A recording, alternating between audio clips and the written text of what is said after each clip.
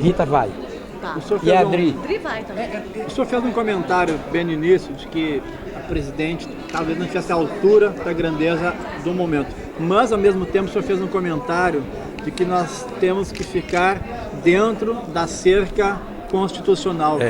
O senhor vê a boa fumaça para o impeachment ou pelo contrário, ministro? Olha, a presidente, digo com todo respeito, dá mostras de se encontrar numa situação em que o Brasil está maior e ela menor do que o Brasil. Agora, se você me perguntar se ela tem condições de igualar os tamanhos, eu diria que teoricamente sim. E o meu conselho seria o quê? Onde buscar, digamos assim, como fazer desse fundo do poço, como encontrar nesse fundo do poço, não areia movediça, mas molas ejetoras. É seguir o esquadro da Constituição. As saídas todas estão na Constituição. Por exemplo, desaparelhar o Estado.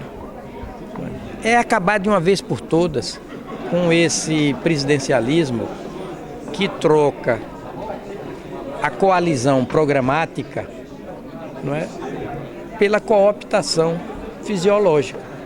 Entre outras medidas, há possibilidade de superação da crise a partir dela mesma? Eu entendo que sim.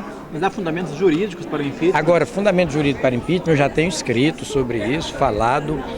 Olha, a Constituição prevê o impeachment. Falar sobre o impeachment não é golpe. Mas é preciso ver como a Constituição fala do impeachment.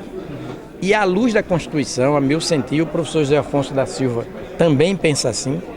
Folguei muito, fiquei muito feliz em ver o professor José Afonso da Silva confirmando esse ponto de vista meu.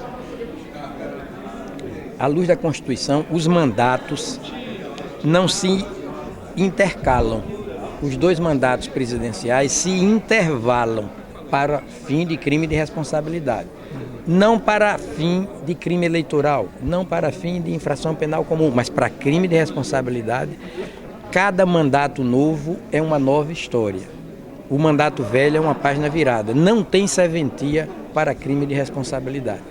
Tem serventia penal, tem serventia de contas, tem serventia eleitoral, mas não para o crime de responsabilidade. Ela só responde por crime de responsabilidade por atos praticados na fluência deste mandato. É como eu interpreto a Constituição. Ela jurou, fez um novo juramento, um novo compromisso perante um novo Congresso para manter, defender e cumprir a Constituição, no curso deste mandato, que se iniciou em 1º de janeiro. Então, não se pode dar pedaladas constitucionais. Então, à luz da Constituição, o crime de responsabilidade incide a partir de atos atentatórios da Constituição, como diz o artigo 85, na fluência deste mandato. E atentar contra a Constituição é afrontar a Constituição. É um comportamento grave, a ponto de corresponder a um insulto, a um desapreço, a um menoscabo pela Constituição. É como se ela, para incidir no crime de responsabilidade, fizesse uma opção de governar de costas para a Constituição, levando o povo a ter que decidir entre a sua Constituição e a sua presidente. E a opção só pode ser pela Constituição. Só que isso ainda não houve. Do ponto de vista eleitoral, o senhor teve uma passagem também importante no TSE. Pelo ponto de vista eleitoral, poderia haver consequências? Sim. Há uma ação de impugnação de mandato eletivo tramitando pelo eleitoral. Se for julgada procedente a ação, a desinvestidura do cargo pode ocorrer. E pior, dos dois cargos, com dupla vacância. Né? Então, mas é a justiça quem vai decidir. O senhor tem algum parecer pessoal sobre a questão eleitoral?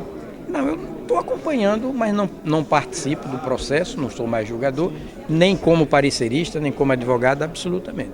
Agora, estou apenas dizendo que o parágrafo de número 10 do artigo 14 da Constituição legitima esse tipo de proposição, de ação de impugnação de mandato eletivo. E foi o que ocorreu e que está tramitando. Agora, não confundir isso, né, desinvestidura do cargo por efeito de uma decisão eleitoral, não confundir com crime de responsabilidade.